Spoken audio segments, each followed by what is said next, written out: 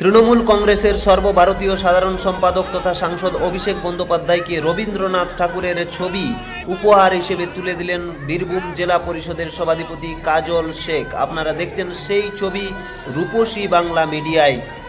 রবীন্দ্রনাথ ঠাকুরের ছবি অভিষেক বন্দ্যোপাধ্যায়ের হাতে তুলে দেওয়ার পর কাজল শেখ কি জানালেন শুনুন একবার। আজকে রাঙামাটির বীরভূম জেলায় বিশ্বকবি রবীন্দ্রনাথের স্মৃতি বিজড়িত বীরভূম জেলার রামপুরহাটের মাটিতে পা রেখেছিলেন। স্বভাবতই ওনার হাতে আজকে বিশ্বকবি রবীন্দ্রনাথ ঠাকুরের একটা প্রতিচ্ছবি ওনার হাতে তুলে দিয়েছি। আপনাদের জানা আছে আমি একজন কৃষক পরিবারের সন্তান, প্রত্যন্ত গ্রাম থেকে উঠে এসেছি। প্রত্যন্ত গ্রাম থেকে আমাকে আমাদের সর্বভারতীয় তৃণমূল কংগ্রেস দলের সাধারণ সম্পাদক যুবরাজ অভিষেক বন্দ্যোপাধ্যায় এবং মমতাময়ী মা মমতা বন্দ্যোপাধ্যায় আমাকে বীরভূম জেলার সভাধিপতি আসনে বসিয়েছেন সারা বীরভূম জেলার উন্নয়নের স্বার্থে।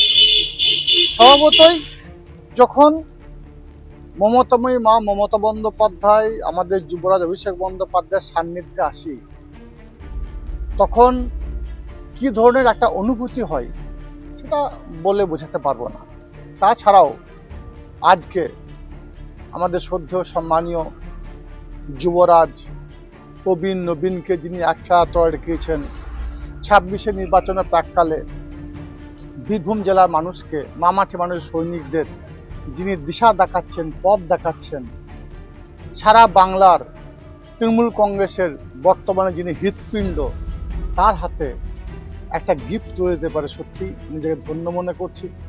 তাছাড়া বীরভূম জেলার প্রত্যেকটি প্রান্ত থেকে এবং পশ্চিম বর্ধমান, পূর্ব বর্ধমান, মুর্শিদাবাদ থেকে সমস্ত নেতা নেত্রীরা এসেছিলেন এবং 3টে এরিয়া থেকে বীরভূম ছাড়াও মামাটি মানুষের সৈনিকেরা এখানে এসে উপস্থিত হয়েছিলেন।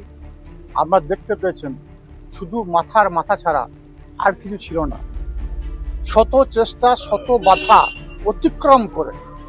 অতিক্রান্ত করে আমাদের যুবরাজ অভিষেক বন্দ্যোপাধ্যায় আজকে বীরভূম মাঠে পা রেখেছিলেন।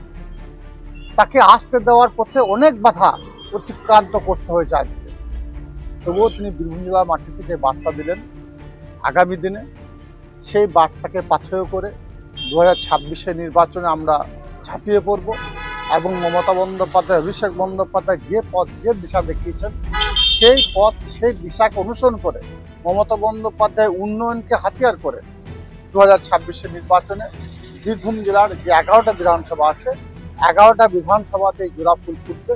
মমতা বন্দ্যোপাধ্যায়, অভিষেক বন্দ্যোপাধ্যায় যাকে যেখানে নমিনেশন দেবে তাকেই আমরা জয়যুক্ত করব।